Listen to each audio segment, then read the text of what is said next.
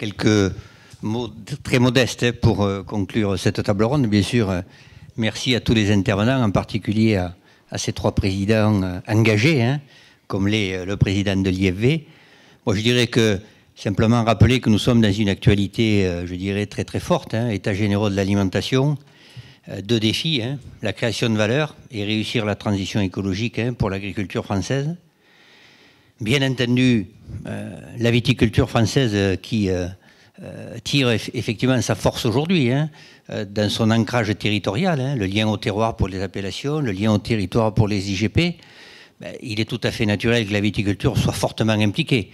Parce que quand on se revendique effectivement donc d'un territoire et d'un terroir, d'une origine, ça présuppose pour le vigneron, c'est qu'on se soucie de la durabilité, de la gestion durable bien sûr de ce territoire pour prolonger génération après génération la production de vins de qualité.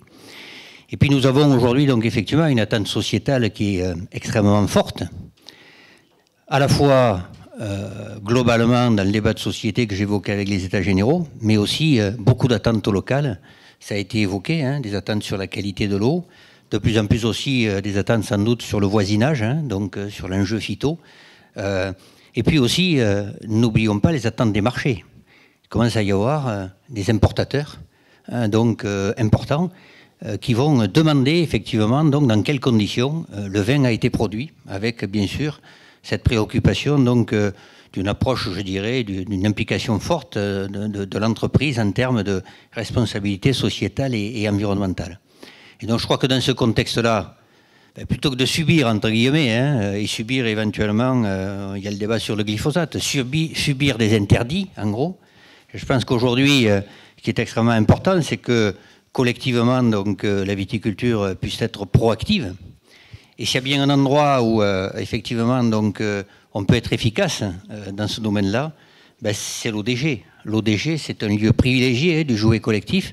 Je crois que vous l'avez évoqué. La pédagogie, c'est tirer l'exemple du voisin, donc échanger des expériences. Et s'il y a aussi effectivement donc, un outil extrêmement intéressant donc, dans ce collectif, c'est bien ce qui réunit des vignerons, c'est autour d'une appellation d'origine ou d'une IGP, donc, qui garantit effectivement donc, ce lien au territoire et au terroir. Je soulèverai quand même donc, deux éléments.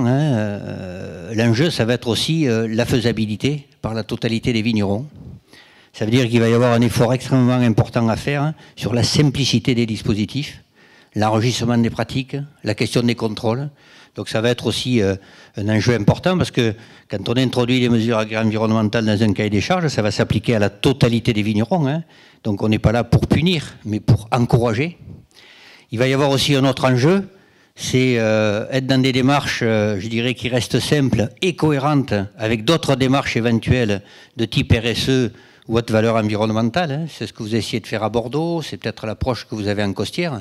Donc il faut que tout ça reste au niveau de vignerons, je dirais, relativement simple à mettre en œuvre. Tout ça aussi, bien sûr, avec un gros enjeu, vous l'avez évoqué, c'est la création de valeur.